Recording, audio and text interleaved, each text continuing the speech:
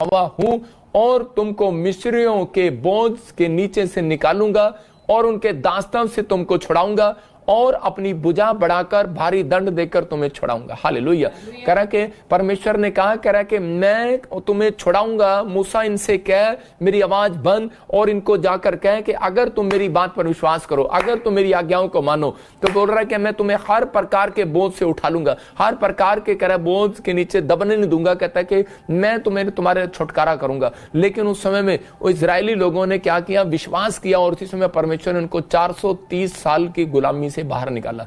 मैं कह रहा हूं कि अगर आज आप विश्वास कर रहे हैं, पवित्र आत्मा आज रात आपकी जिंदगियों में गुड न्यूज को लेकर आने वाला, आपको आशीष को देने वाला है। अगर आप हो सकता है आज आप किसी समस्या में हो, आप भी किसी गुलामी को झेल रहे हो, कर्जे की गुलामी, बीमारी की गुलामी, कोई समस्या की गुलामी, कोई बार बार आप डॉक्टरों के चक्कर काट रहे हो, वकील के चक्कर काट रहे हो, लेकिन आप बार बार परेशान हो रहे हो, लेकिन आपको कोई हल ना मिल रहा हो। लेकिन मैं उन लोगों के लिए बोल रहा हूं कि आज आपकी जिंदगियों में एक आशीष जरूर आएगी और आपको गुड न्यूज मिलेगी। पवित्र आत्मा बचाना चाहता है आपको बिलीव करना है, लेकिन जब तक आप परमेश्वर पर भरोसा नहीं करते। अगर आपने भरोसा किया है तो पवित्र आत्मा का वादा है, ये परमेश्वर ने मुझे कहा रात को ड्रीम में कि मेरे लोगों को कहे मैं अगर ये मेरी बात पर अमल करें, 3 बातें आज मैं सिखाऊंगा। अगर आज आप सीखने के लिए तैयार हैं तो वो परमेश्वर आज आपको किसी भी प्रॉब्लम में हो, आप फंसे हो, लेकिन आज परमेश्वर बाहर निकालने के लिए तैयार है यीशु मसीह के नाम में।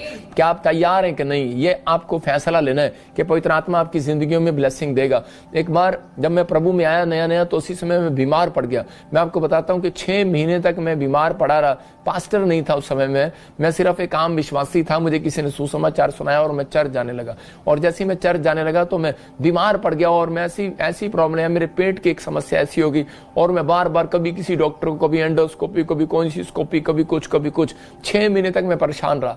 और उसी समय जब मैं इतना तकलीफ में रहा तो उसी समय मेरे अंदर से कराना निकलने लगा कि शायद परमेश्वर भी नहीं है, शायद वो भी मेरी सुनने वाला नहीं है। तो उसी समय मैं जब डरा हुआ था और घबराया हुआ था तो उसी समय एक आवाज मेरे कानों में आती है और मुझे नहीं पता, और उसी समय एक दर्शन में देखता हूं कि मैं लेटा कि एक स्वर्गदूत मुझे उठा रहा है और ऐसे हिला रहा है जैसे बच्चे को हिलाते हैं। जब पैदा होता है बच्चा तो उसको माँ उसको झूले में छोड़ देती है। आपको पता है, माँ काम कर रही होती है घास में और वो झूले में बच्चा ऐसे कर रहा होता है। इसका मतलब क्या है? इसका मतलब माँ नहीं संभाल रही है, झूला संभाल रहा है तुम्हें। तो परमेश्वर ने मुझे कहा, कह रहा कोई नहीं है तेरा, क्योंकि मुझे घर से निकाल दिया गया था, मेरा कोई नहीं था। लेकिन उस समय में परमेश्वर ने मुझे कहा ये झूले की तरह कह रहा है कि मैं तुझे झुला रहा हूं और मैं तुझे सुलाऊंगा, मैं तुझे बुलाऊंगा, मैं तेरी रक्षा करूंगा, मैं तुझे उठाऊंगा, मैं तुझे बनाऊंगा, मैं तुझे हर चीज कुमार की तरह। कहता है कि मैं तेरा कुमार हूं।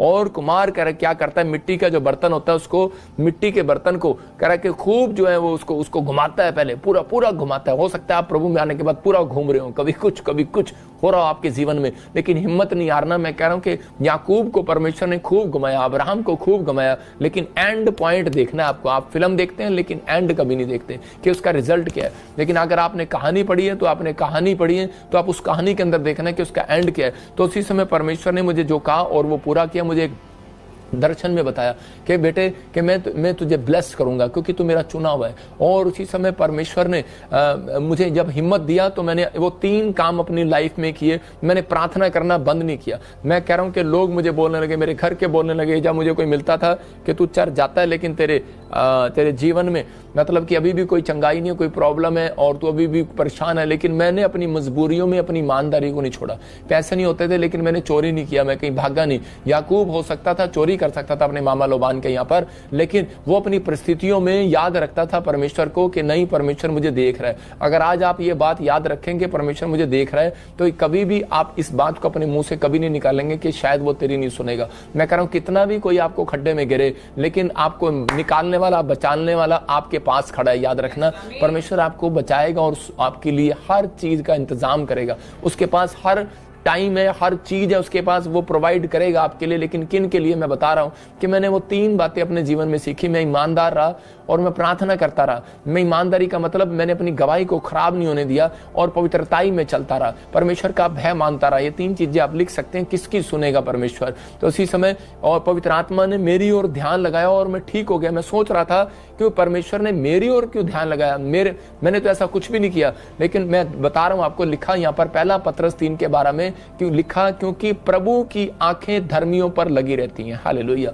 यहाँ पर लिखा प्रभु की आंखें। मैं क्यों बता रहा हूं? जब इजरायली दुख में थे तो उसी समय वो सोच रहे थे कि शायद पता नहीं हमारा क्या होगा, और उस समय वो प्रार्थना भी नहीं कर पा रहे थे। एक समय होता है आपका प्रार्थना करने का, एक समय होता है आप प्रार्थना भी नहीं कर पा रहे होते और आप दुख में झेल रहे होते हैं। हो सकता है कोई बेड पे हो, कोई जेल में हो, कोई कोर्ट केस में घसीट रहा हो, कोई बस में हो, कोई सफर में हो, किसी को चोट लग गया हो, कुछ प्रॉब्लम झेल रहा हो, लेकिन अब आपसे प्रार्थना भी ना हो रही हो क्योंकि आप इसी समय आप नींद की गोली लेकर सो रहे हो। लेकिन परमेश्वर का आत्मा कह रहा हर समय मेरी आंखें धर्मियों पर लगी रहती हैं, क्योंकि आप प्रार्थना करने वाले योद्धा हो, आप ईमानदारी से चलने वाले हो, पवित्रताई से चलने वाले हो। आप के दादे परदादे अगर चले, मैं कह रहा हूं आपने अगर अपनी जिंदगी में एक डली भी नहीं फोड़ी, भाई साहब बाइबल किताब उठाकर भी नहीं छोड़ पढ़ा भी नहीं कभी आपने, मैं कह रहा हूं, लेकिन परमेश्वर फिर भी आपके दादे परदादों के कारण, प्रार्थना योद्धा के कारण, या इस पास्टर के कारण, प्रॉफिट के कारण आपके ऊपर आज रात दया जरूर करेगा यीशु मसीह के नाम में। क्योंकि धर्मियों के ऊपर याद रखना परमेश्वर की आंखें लगी हुई हैं। वचन बोल रहा है आपको डरना नहीं है। शैतान आपको डरा रहा है और विचारों में डाल रहा है कि नहीं तू मर जाएगा, तेरा कुछ नहीं हो सकता और तेरी जिंदगी में सब कुछ फ्लॉप हो जाएगा, तेरे बच्चे बर्बाद हो जाएंगे। हो सकता है कि आपके अंदर अजीब तरह का डर खाई जा रहा हो आपको, लेकिन विश्वास करना कह रहा उसके कान उनकी विनती की ओर लगे रहते हैं। हो गया हो, लेकिन याद रखना पवित्र आत्मा फिर से आज रात आपको वापस उठाएगा यीशु मसीह के नाम में, क्योंकि उसका वायदा है। उसने कहा मैं तुझे बढ़ाऊंगा और आशीष दूंगा यीशु मसीह के नाम में। यहाँ पर लिखा कह रहा कि धर्मियों की ओर लगी रहती है। मैं आपको बताता हूँ कैसे इस वचन को आपको समझ में आएगा। एक बार एकता जब छोटी थी तो उसी समय मैं कार स्टार्ट करके कहीं सेवा करने के लिए जाने वाला था। तो इसने क्या किया, इसने कार में बैठकर और खुद ही मतलब कि कार में बैठी थी तो उसने चाबी घुमा दिया और वो कार स्टार्ट होगी। और उसी समय मैं ऊपर था छत पर, तो मैं दौड़ कर इतनी देर में मैं उतर के, वो काफ़ी बड़ी बिल्डिंग थी, मैं उसे उतर कर आ रहा था, मैं ऊपर से देख रहा था, मैं उसी समय उतर कर आ रहा था। तो उसी समय मुझे अंदर से हो रहा था मेरी बेटी अकेली है, तो मैं उसी समय दौड़ता आ रहा था।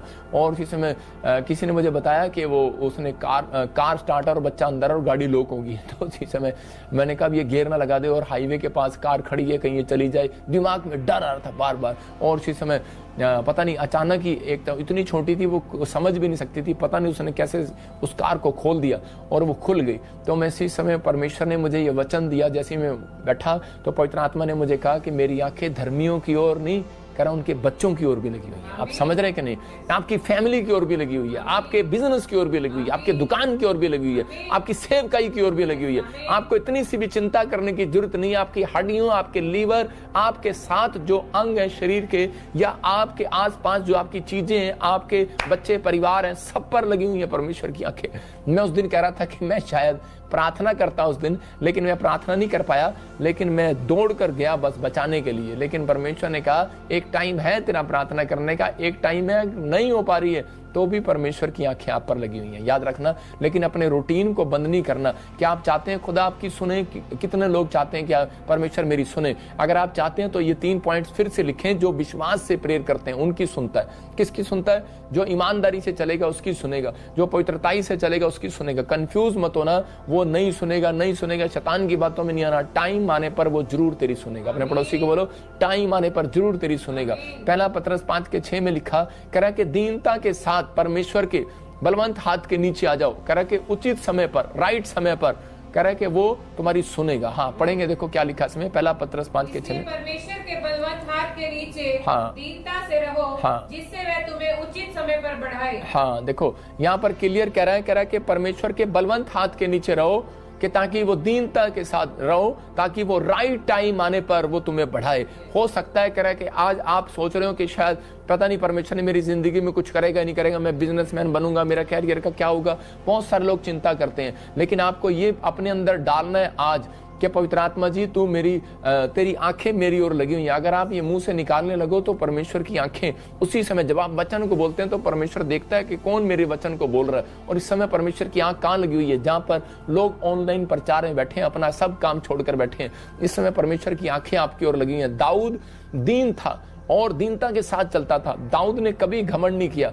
मैं कह रहा हूं दाऊद अपने भाइयों के साथ रहा, दीनता के साथ रहा, अपने माँ बाप के साथ दीनता के साथ रहा, इजरायली लोगों के साथ दीनता के साथ, मतलब उनके कहे में चलता था, उनकी आज्ञा को मानता था, जैसा वो कहते थे करता था। जो उसका पास्टर था, स्पिरिचुअल प्रॉफिट कह रहा शमूएल, कह रहा कि वो उसके साथ राइट टाइम, मतलब उसके साथ दीनता के साथ रहता था, उसके कहने के अनुसार चलता था। और परमेश्वर ने जब उसकी दीनता और 3 चीजें परमेश्वर ने शमूएल को, प्रॉफिट को कहा, मैंने दाऊद के अंदर 3 चीजें देखी हैं।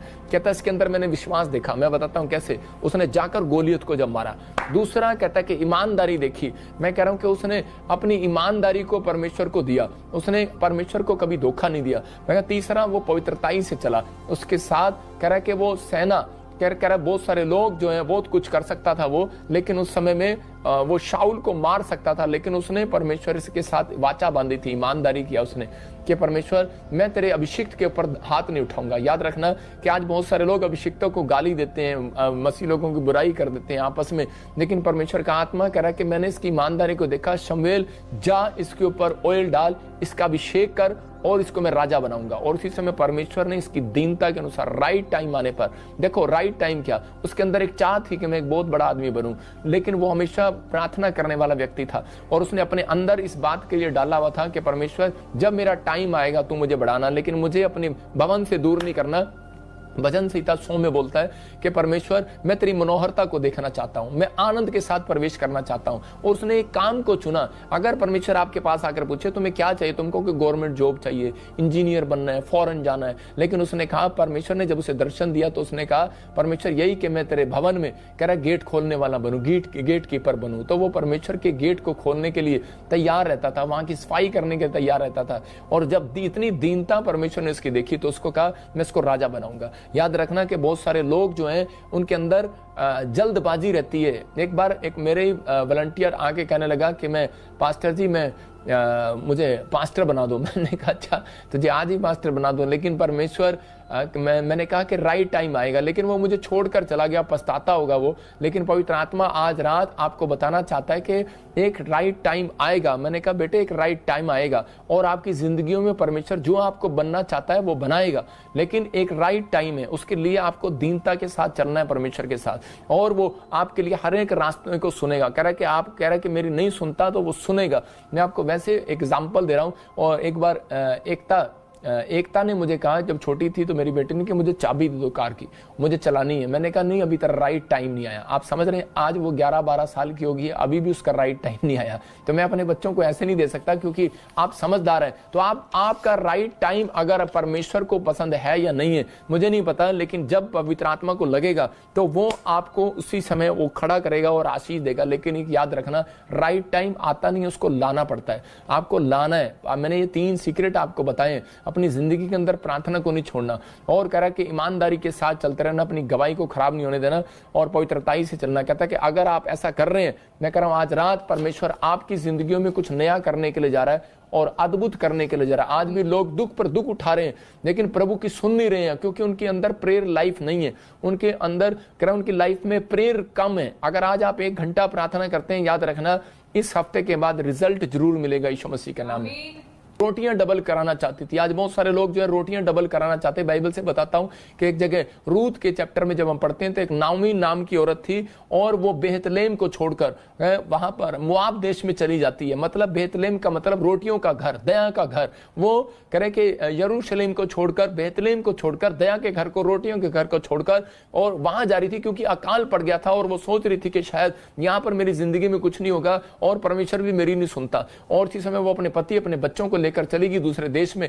और जैसे ही वहां पर गई और थोड़े दिन के बाद क्या हुआ कि उसके कुछ सालों के बाद उसने बहुत सारा पैसा कमाया, और लेकिन कुछ साल बीतने के बाद उसका पति भी मर गया और दोनों बच्चे भी मर गए। और इसी समय वो कहने लगी ये मोआब देश तो मेरी शांति को खा गया। इसका मतलब कि उसको समझ में नहीं आया, बाद में उसको समझ में आया कि मेरा जो देश था, कह रहा है कि वो बेतलेहम था। मतलब मैं रोटियों के घर में रहती थी, दया के घर में रहती थी और मैंने दया के घर को छोड़ दिया और इसलिए मैंने अपनी शांति को भंग कर लिया। और उसी समय परमेश्वर बाइबल में उसने पढ़ा, एक जगह पर मैं पढ़ रहा था तो वहां पर लिखा रूत के 6 में या कहीं पर लिखा कि परमेश्वर ने फिर से उस देश की सुधि ली। मतलब सुधि ली परमेश्वर ने। और उसी समय जब उसको पता लगता है तो वो अपनी बहू के साथ, रूत के साथ वापस लौट जाती है उसी स्थान पर। मैं फिर उन लोगों के लिए बता रहा हूं इस मैसेज से कि अगर हो सकता है आपको कोई ठोकर ऐसी लगी हो और आपने प्रभु को छोड़ दिया हो, या फिर आप प्रभु से दूर चले गए हो, आपने प्रार्थना करना छोड़ दिया हो। मैं कह रहा हूं कि अगर आज आप रोटियों के घर से दूर हो गए हो, मोआब देश से दूर हो गए हो, मैं कह रहा हूं कि आज आप आप इजराइल से दूर हो गए हो, लेकिन आप किसी भी देश से दूर हो गए हो, लेकिन आप कहीं भी देश में रहते हो, लेकिन पवित्र आत्मा कह रहा है कि परमेश्वर के कह रहा है कि वो मैं बाइबल के अंदर देखता हूं वो देश, वो स्वर्ग देश कह रहा है उससे दूर मत होना। तो पवित्र आत्मा आज कह रहा है कि अगर आप इसके अंदर जुड़े हुए हैं तो परमेश्वर आपको रोटियां प्रोवाइड कराएगा, आपकी जरूरतों को प्रोवाइड कराएगा, आपकी हर कमजोरी में आपके साथ खड़ा होगा, क्योंकि वो तेरी सुनेगा यीशु मसीह का नाम। आज वो किसी की सुने ना सुने, लेकिन मैं गारंटी दे रहा हूं परमेश्वर का भय मानने वालों की जो बातें 3 बताई हैं परमेश्वर उनकी सुनेगा। बस आपको वादा करना है कि परमेश्वर इस हफ्ते के अंदर मैं पवित्र आत्मा जी तेरे पीछे चलूंगा और इस समय पवित्र आत्मा तेरी सुनूंगा। परमेश्वर आज रात आपकी सुनने वाला और उत्तर देने वाला यीशु मसीह के नाम में। हम देखते हैं नीति वचन 1:33 में बहुत सारे लोग कह रहे के कमाते हैं लेकिन रात को सो नहीं पाते। कितने लोग ऐसे हैं, बहुत सारे लोग चिंता में बिता देते हैं सारी रात, थोड़ी हमेशा कोई ना कोई प्रॉब्लम उनके जीवन में खड़ी रहती है। नीति वचन 1:33 में लिखा, पढ़ेंगे पास्टर सपना के साथ। मेरी सुनेगा वह निडर बसा रहेगा और बेखटके सुख से रहेगा। हाँ देखो यहाँ पर लिखा क्लियर, कह रहा है जो मेरी सुनेगा वो निडर बसा रहेगा और कह रहा है कि बेखटके सुख से रहेगा। इसका मतलब प्रॉम्स 1:33 में लिखा कि परमेश्वर कह रहा है जो मेरी सुनेगा। इसका मतलब आपको फैसला लेना है कि परमेश्वर की सुनना है या नहीं। आप कलाम को सुन रहे हो, याद रखना ये वचन सुनने के बाद आज से आपके घर कह रहा है वो स्वर्गदूत आएंगे जो आपको